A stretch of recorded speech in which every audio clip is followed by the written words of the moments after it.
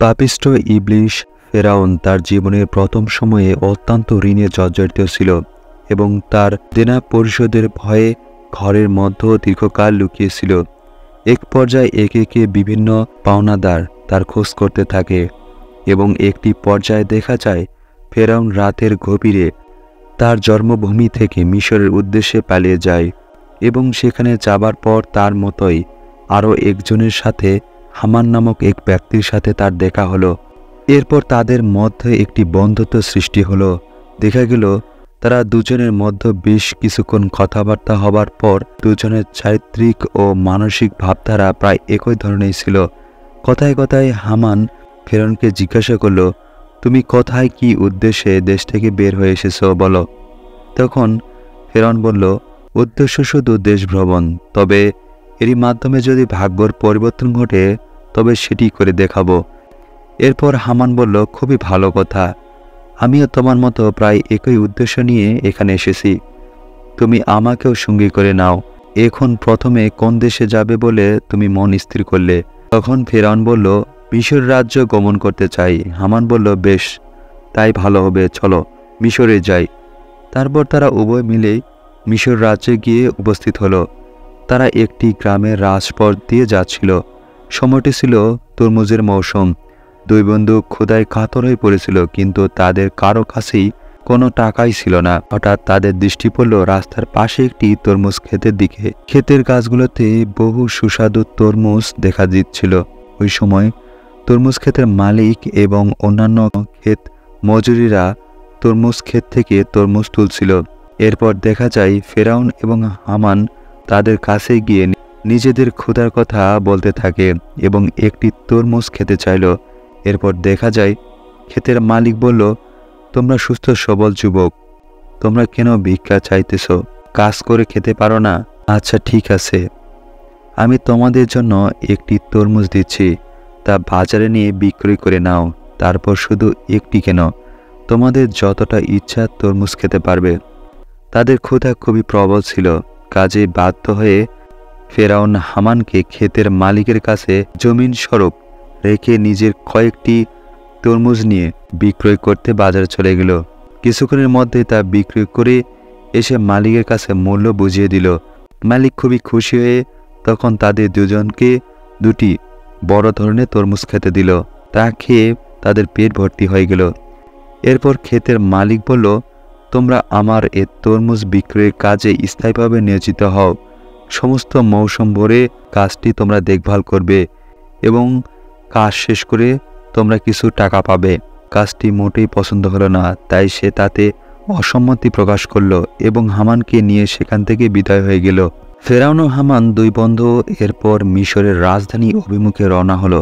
সেখানে পৌঁছে ফেরাউন হামানকে বলল, তুমি বরং এখানে অপেক্ষা করো, আমি রাজ দরবারে গিয়ে দেখি আমার কাজের কোনো ব্যবস্থা হয় কিনা। মিশরের বাদশাহ তখন রাজ দরবারে উপবিষ্ট ছিল। ফেরাউন দরবার ঘরে প্রবেশ করে বাদশাহকে গিয়ে বলল, জাহাপানা, আমি এক অসহায় নিঃস্ব একজন যুবক, আমার কোনো কাজকর্ম নেই, সুতরাং আমার ভরণ পোষণের খুবই কষ্ট হচ্ছে। দয়া করে আমাকে একটি কাজের ব্যবস্থা করে দিলে আমি চিরকৃতজ্ঞ থাকব। এরপর ফেরাউনের কথা বলা এবং ভঙ্গিতে বাদশার দৃষ্টি ও মনোযোগ আকর্ষণ হলো। সে ফেরাউনকে জিজ্ঞাসা করল, হে যুবক, তুমি কি কাজ করতে পারবে? তখন ফেরাউন বলল, জাহাপনা, আপনি আমাকে রাজকীয় গোরস্থানের প্রহরী নিয়োগ করুন, আমি অত্যন্ত সুচারুরূপে প্রহরীর দায়িত্ব পালন করব। এ কাজের মাধ্যমে রাজকীয় তহবিলে আশাতীত অর্থ সংগ্রহ করে দিতে পারব। বাদশাহ তার অনুরোধ রক্ষা করে তাকে তখন গোরস্থানের প্রহরী নিযুক্ত করল। ফেরাউন বাল্যকাল থেকেই যেমন ছিল চতুর, তেমনি তীক্ষ্ণ বুদ্ধিসম্পন্ন। সে কবরস্থানের প্রহরী পদে নিযুক্ত হয়ে নগরে ঘোষণা করে দিল, এখন থেকে শাহী কবরস্থানে কেউ কোনো লাশ দাফন করতে চাইলে কবরস্থানের প্রহরীর নিকট হতে অবশ্য মজুরি নিতে হবে। তার অনুমতি ছাড়া কেউ সেখানে লাশ দাফন করতে পারবে না। ফেরাউনের ভাগ্য তার খুবই অনুকূল ছিল। ওই বছর হঠাৎ কলেরা রোগ মহামারী দিল। ঘরে ঘরে লোক রোগাক্রান্ত হয়ে মৃত্যুকালে ঢলে পড়ল, যার ফলে প্রতিদিন ভোর থেকে সন্ধ্যা পর্যন্ত শত শত লাশ কবরস্থানে দাফন করা হলো। কখন কোন কার্যকলাপ কিছু সময়ের জন্য তাকে অন্যত্র যেতে হলে তখন সে তার প্রিয় বন্ধু হামানকে দায়িত্ব দিয়ে চলে যেত। হামানও যথারূপে তার বন্ধুর দায়িত্ব পালন করত।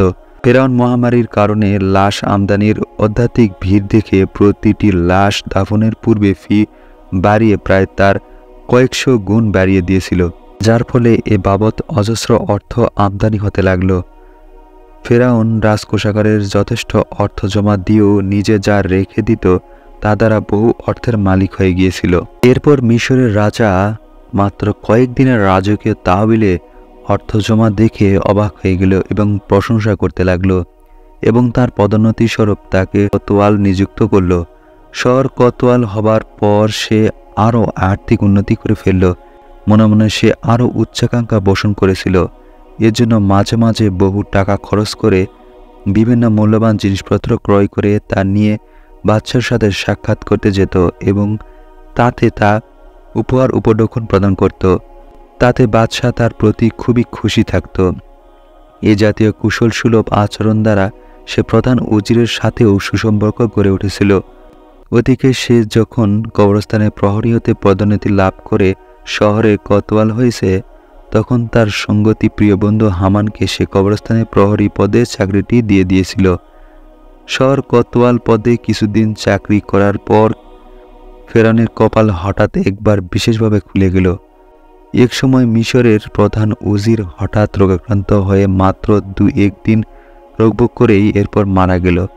বাদশাহ তখন তার সৈন্যপদে লোক নিযুক্ত হিসাবে ফেরাউনকেই নিযুক্ত করল। অন্যান্য উজিরের এর চেয়ে ভালো আর কেউ ছিল না। এরপর ফেরাউন এ জায়গাটি দখল করে ফেলল। এরপরেও ফেরাউনের মনে উচ্চাকাঙ্ক্ষা ছিল অন্যরকম। সে মনে মনে এমন অসম্ভব কল্পনা ও আশা পোষণ করত যে যা শুনলে সাধারণ লোকজন অবাক হয়ে যায়। অবশ্যই সে তার উচ্চাকাঙ্ক্ষা সফল করার অনুকূলে যা কিছু করণীয় তা সে সকল পালন করতে অবহেলা করত না। অতএব সে তার আশা পূরণের জন্য সে কোনো কাজই ফেলে রাখত না। কাজে অল্প কিছুদিনের মধ্যে ধাপে ধাপে অগ্রসর হয়ে গিয়ে সে বাদশাহ উজিরের আজমের পদ লাভ করল।